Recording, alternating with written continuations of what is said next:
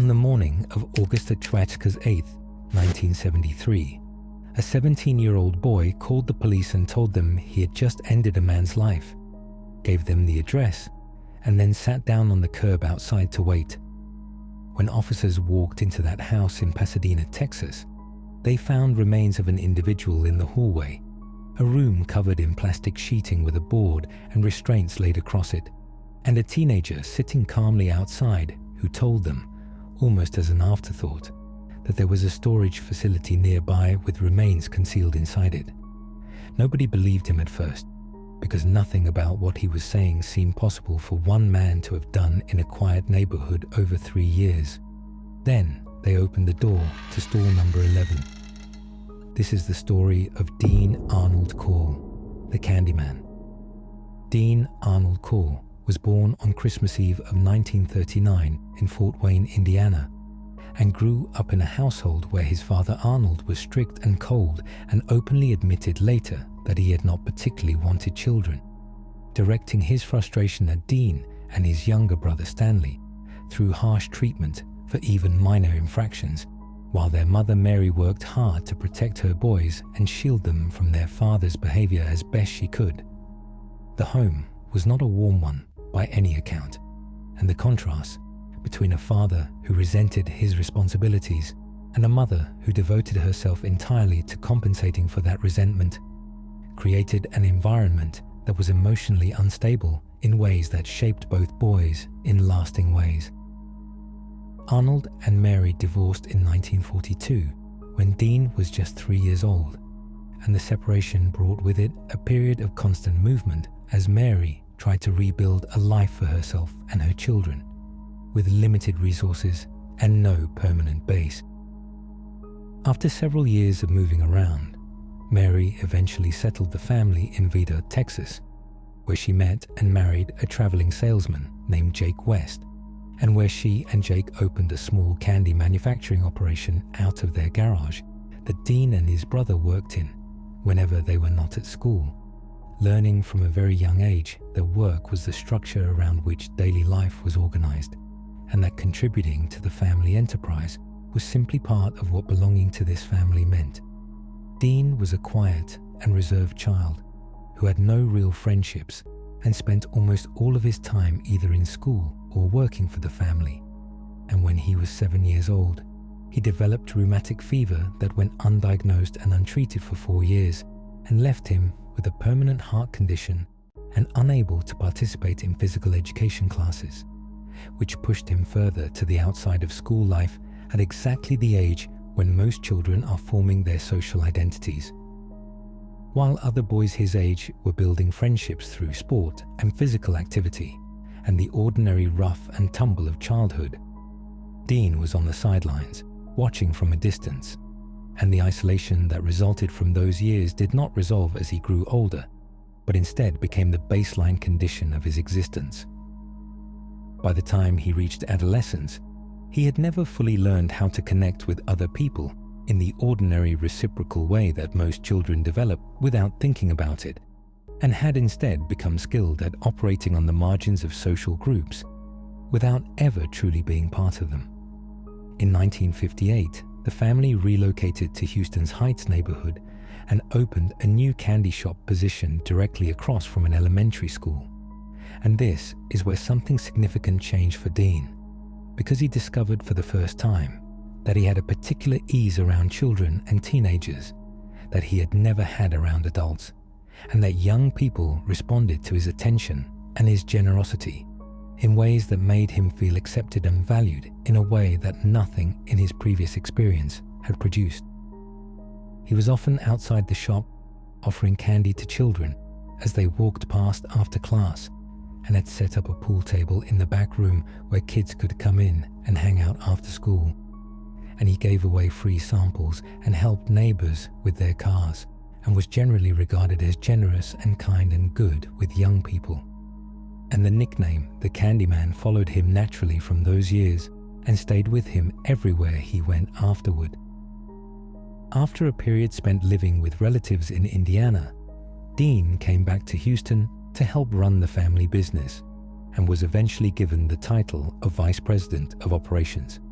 and during this time, a teenage employee made a complaint about Dean's conduct toward him, and Mary responded by terminating the employee and setting the matter aside entirely without any further investigation, which represents the first documented instance of a warning being raised and then deliberately ignored by the person best positioned to take it seriously.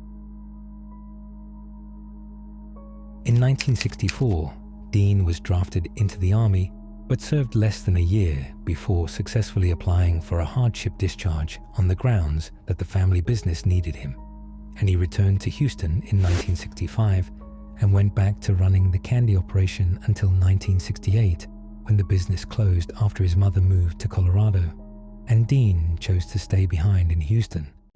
finding work as an electrician at the Houston Lighting and Power Company and settling into his own apartment in the Heights for the first time in his life entirely alone and without the structure that the family business and his mother's presence had imposed on his daily existence. One of the detectives who worked the case years later said that he believed Dean had spent years trying to be the person his mother wanted him to be, and that something came loose in him once she was gone, and there was no longer anything holding it in place. And while that explanation does not fully account for everything that followed, what happened in the years after Dean moved into that apartment represents one of the most prolonged and devastating failures of community and institutional awareness in American criminal history. One of the first young people Dean had drawn close to through the candy shop was a boy named David Brooks, who had started visiting the shop when he was about 12 years old, and who was regularly made fun of by other children because of his appearance and his manner, and Dean treated him with a respect and consistency that nobody else in David's life had managed to offer, giving him money and letting him ride his motorcycle, and spending time with him in a way that communicated that David was genuinely valued rather than simply tolerated. For a boy who had grown up feeling invisible and dismissed by the people around him, that kind of consistent attention from an adult was extraordinarily powerful, and David came to see Dean as something resembling the father figure he had never really had, and kept visiting him even after the candy shop closed, and Dean moved to his own apartment in the Heights. What Dean was doing during this period was not accidental. He was identifying in David exactly the qualities that made a person useful to him: the deep need for approval, the absence of other meaningful adult relationships, and the willingness to accept almost any terms in exchange for continued access to someone who made him feel significant. And he was cultivating those qualities carefully over a period of years before he ever made any direct demand of David at all. Dean used this closeness to gradually pull David further into his world, and one evening, David arrived at the apartment without warning and walked in on a scene that made the nature of what Dean was doing completely clear, confronting him with a reality that changed everything about the relationship from that moment forward. Dean responded not with panic, but with an immediate and calculated offer, telling David that he would give him money and a car if he stayed quiet, and helped him find more young men to bring to the apartment, promising $200 for every person David could deliver. And David accepted the offer because Dean was the most important person in his life, and because Dean had made it quietly understood that there would be serious consequences for anyone who stopped cooperating. Dean had worked out a careful system for what happened once a person arrived at the apartment, which involved making them comfortable with drinks and substances over the course of an evening, and then presenting what he framed as a game involving restraints, in which Dean would appear to lock himself in and then escape while secretly keeping a key hidden. And then he would invite the other person to try it, and once they were immobilized and unable to leave, the situation changed completely and irreversibly. The restraint setup that Detective Mulliken had found in the bedroom on the morning of August 8th was central to everything that happened in that apartment across 3 years, and David later told investigators that once someone was placed on that board, the outcome was never in any doubt. Dean rented stall number 11 at the Southwest Boat Storage Facility in South Houston, specifically to manage what accumulated from his activities at the apartment, using lime and plastic sheeting to conceal what was hidden beneath the floor of the stall. And the facility manager later described him to investigators as a quiet and polite tenant who visited several times a week, paid on time, never caused any difficulty, and had recently asked about renting a second unit, which in the context of what investigators found inside stall number 11, when they finally opened the door, carries a weight that is very difficult to put into words. In late 1971, David Brooks introduced Dean to a 15-year-old from the Heights named Elmer Wayne Henley Jr., who went by Wayne and who was sharp and streetwise in the way that teenagers from difficult homes often are, having grown up in a household shaped by a father who had been physically harmful toward the whole family before the marriage ended, and having dropped out of school entirely in order to help support his mother financially after his parents divorced and his father was out of the picture. Wayne was the kind of teenager who had been forced to grow up faster than most people his age, because the circumstances of his life had not given him the option of doing anything else, and he carried himself with a confidence and a street-level awareness that made him seem older than 15,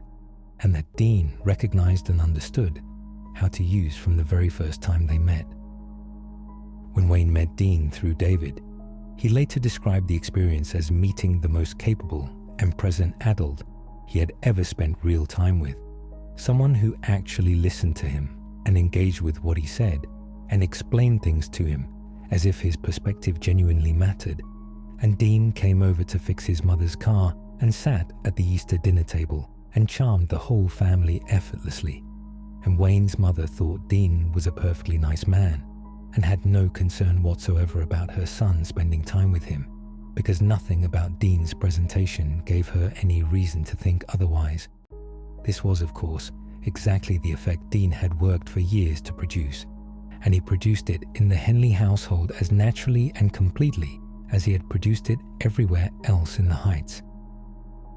Dean told Wayne gradually and carefully that he was connected to an organization based in California that worked with young men and placed them with clients, framing the whole arrangement in terms that made it sound almost like a business opportunity rather than anything that should raise concern. And he offered Wayne the same financial deal he had given David: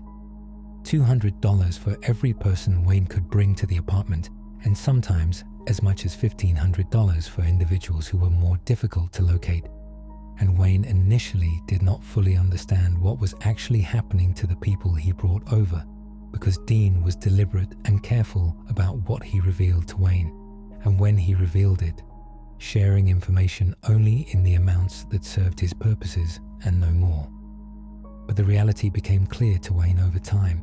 and the understanding of what he had become part of settled over him gradually, rather than arriving all at once. And by the time he fully understood it, he was already so deep inside the arrangement that the options available to him had narrowed to almost nothing.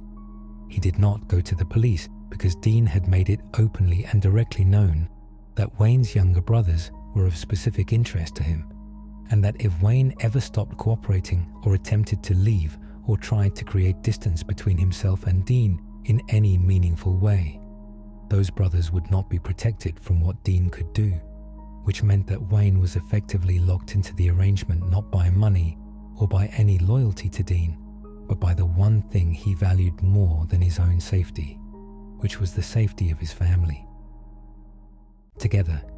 Dean and David and Wayne operated as a system across 1971, 1972, and into 1973, with Wayne making contact with boys from the Heights neighborhood who had no reason to be suspicious of an invitation to come hang out and spend time with people they knew, because the invitation always came from someone familiar, and the setting always seemed ordinary and social and unthreatening. Many of the people Wayne brought over were his own friends and classmates and neighbors, because those were simply the young men he had the most access to and the easiest ability to approach without raising suspicion. And the weight of that fact that Wayne was delivering people he actually knew and cared about is one of the most difficult elements of this case to sit with. He had helped Dorothy Hilligeist and her husband put up the missing posters for their son David across the Heights neighborhood, while knowing exactly what had happened to David Hilligeist, and that detail, more than almost any other in the entire case, captures the specific psychological trap that Wayne was living inside during those years, the way in which he was forced to perform normalcy and concern and community solidarity in public, while carrying a private knowledge that had no outlet and no resolution. By 1973, Dean had grown noticeably less stable, and Wayne later described him as becoming visibly agitated and restless when too much time passed between incidents, making small involuntary movements and expressing to Wayne with increasing urgency that he needed someone new, and the frequency of what was happening accelerated sharply between June and August of that year, as Dean acted with less patience and less caution than he had shown in the years before. Wayne had attempted to create some distance between himself and Dean by trying to enlist in the Navy, which would have taken him physically out of Houston and out of Dean's reach, but he had been rejected because he lacked a high school diploma, and every other avenue he had mentally explored led back to the same conclusion, which was that there was no clean way out, and that the only thing standing between his brothers and what Dean had threatened was his continued cooperation with a man he had come to genuinely and deeply fear. On the night of August 7th, going into the early morning of August 8th, Wayne brought two friends with him to Dean's house in Pasadena, where Dean had recently moved. One of them was a 15-year-old girl named Rhonda Williams, who had been close with Wayne, and who came that evening with no understanding whatsoever of what Dean Corll actually was, or what his house had been used for. And the other was a 19-year-old named Tim Curley, who had grown up in the same streets as Wayne, and who was described by people who knew him as easygoing and genuinely well-liked by everyone around him. Both of them walked into that house the same way dozens of young people before them had, trusting the person who had arranged the evening and expecting nothing more than a social night with people they knew. Dean was visibly angry when he saw that Wayne had brought a girl, because he had told Wayne repeatedly and explicitly never to do that. But Wayne managed to calm him down enough that the four of them settled in for the night, and what followed was several hours of drinking and inhaling paint fumes until somewhere around 5 in the morning, when all three teenagers became unresponsive, which was not unusual in the context of how these evenings had typically gone, except that this time something was different in the way Dean was moving around the room when Wayne started coming back to awareness. Wayne was the first to regain consciousness, and he found himself on the floor in restraints with Rhonda, and Tim already held nearby and unable to speak, and Dean was moving around the room with a deliberateness that made clear he had already decided how the night was going to end for everyone in it.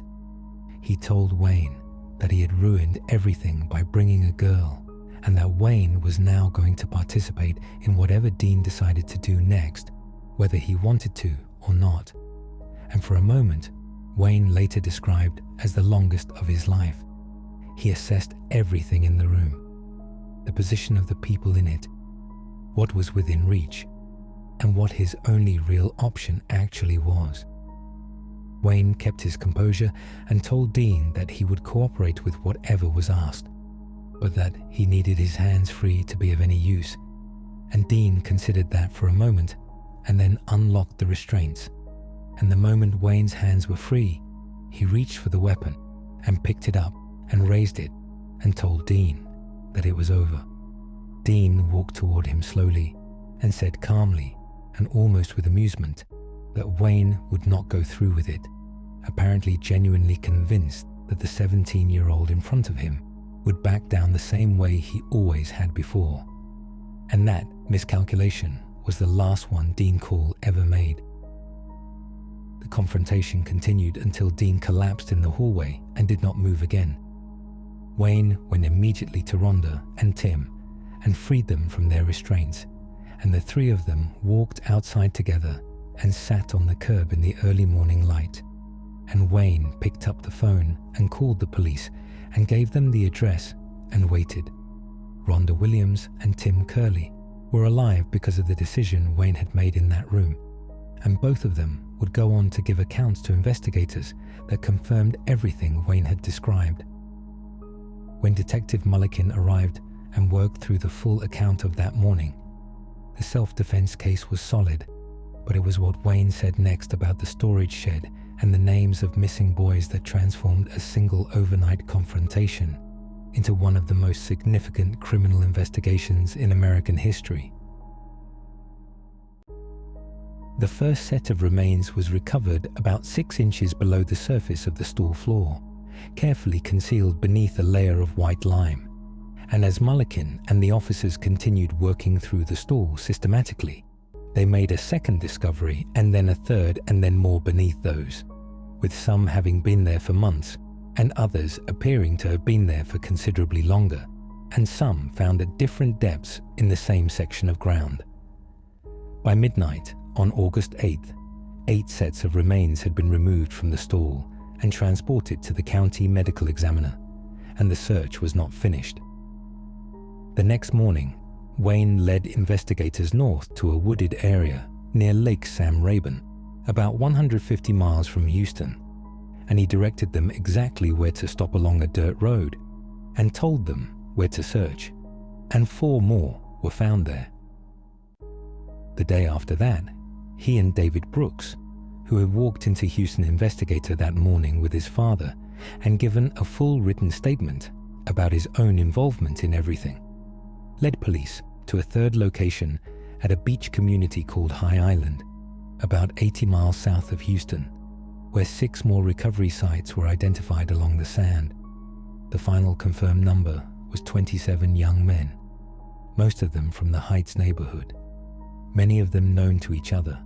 several of them known personally to Wayne and David, and the recovery process involved identifying them through dental records and personal items found near them, because DNA technology, as it exists today, was not available in 1973, and the medical examiner's office worked around the clock going through the physical evidence that families provided.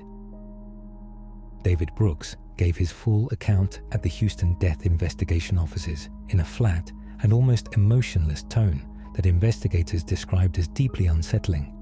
going through the events chronologically and describing how the restraint system was used, how the van was used to transport remains to the concealment locations, and naming additional individuals that Wayne had not yet mentioned. The shock that moved through the Heights when the story broke on the evening news of August 8th and 9th was unlike anything the neighborhood had experienced,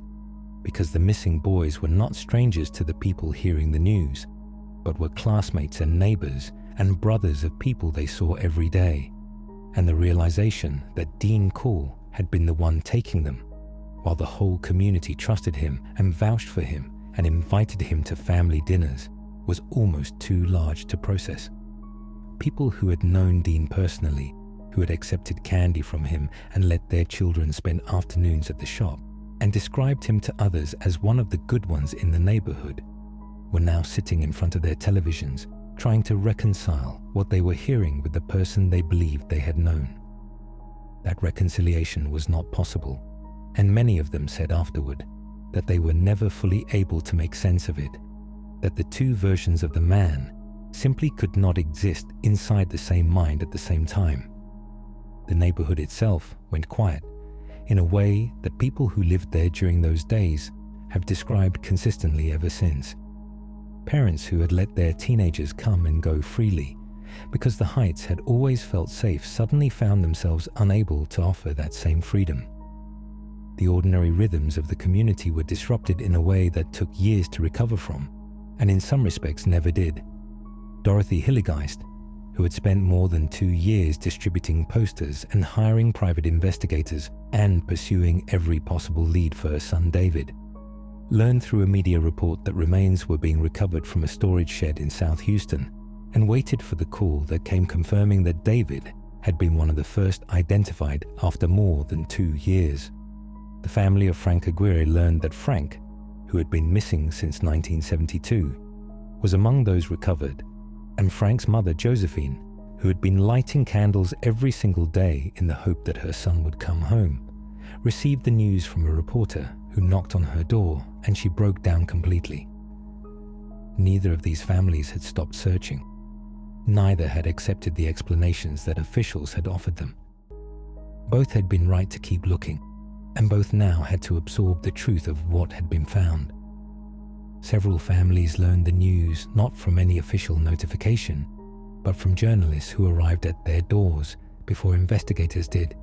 which added the indignity of having private grief become public before the family had any time to be alone with it. The father of Donald and Jerry Waldrop, a man named Everett, who had lost both of his sons and had gone to the police station so frequently and with such determination that he later said he had been there about as often as the chief himself, had specifically told police years earlier that he had heard a rumor about a man named Dean Corll hiding victims at a local storage facility, and police had conducted what they described as a brief search and concluded it was not credible.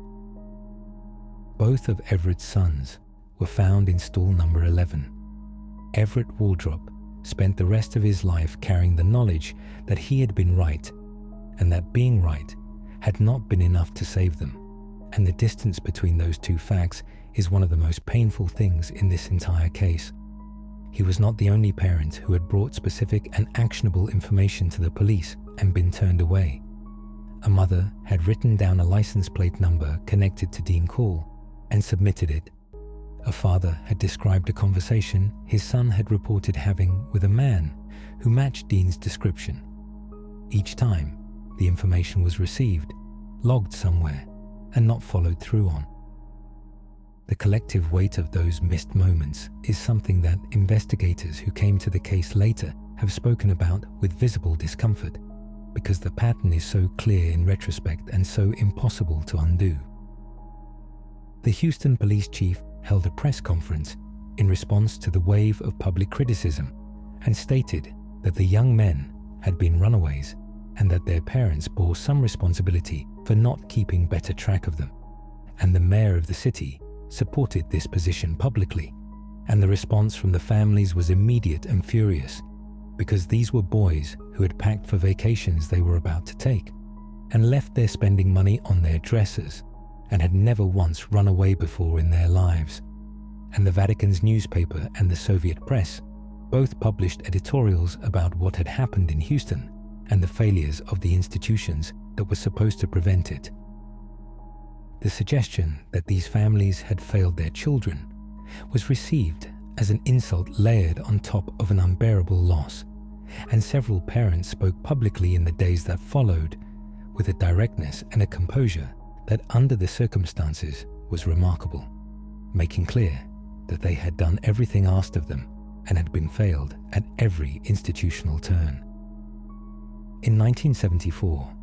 David Brooks pleaded guilty to one count in connection with the case of teenager Billy Ray Lawrence on the strength of his own confession and his acknowledged presence at multiple scenes, and his trial lasted less than a week before he was convicted and sentenced to life in prison in March of 1975, showing no expression during the sentencing, while his wife wept in the gallery behind him. David Brooks died in prison in May of 2020 after contracting a serious illness, having served 45 years. He had been 17 when he first became involved with Dean Corll, and the question of how much of what he did was the product of genuine choice versus years of manipulation from the age of 12 is one that legal proceedings were not designed to answer, and that was never fully addressed. Wayne Henley's trial was moved to San Antonio because finding an impartial jury anywhere in Houston was considered impossible given the scale of coverage the case had received, and after a proceeding that drew comparisons to other high-profile trials of the era, Wayne was convicted on 6 counts and sentenced on July 16, 1974, to 6 consecutive 99-year terms totaling 594 years, and he later successfully appealed on a procedural ground and was retried in 1979 and convicted again with the identical sentence. Those who have spoken with him at length have noted that he carries the weight of what he was involved in without deflection, though the legal system has never drawn a distinction between his circumstances and those of a person who acted without coercion. Both men applied for parole repeatedly over the following decades, and each application required the families of the young men to submit statements and relive the details of what had happened to their sons and brothers, which meant that families who had already been through an unimaginable loss were periodically asked to go through the formal process of describing that loss again in writing for a parole board. And James and Elaine Dreymala were still attending those hearings for Wayne Henley into the 2000s, more than 4 decades after their son went missing. The process of attending those hearings, of sitting in a room and reading a statement about what the loss of a child had meant to a family across 50 years, is a demand that the legal system places on grieving families in a way that is rarely discussed. And the Dreymalas and others who have shown up year after year to those proceedings represent a form of endurance that deserves to be acknowledged plainly. The official count of 27 has always felt incomplete to the investigators and journalists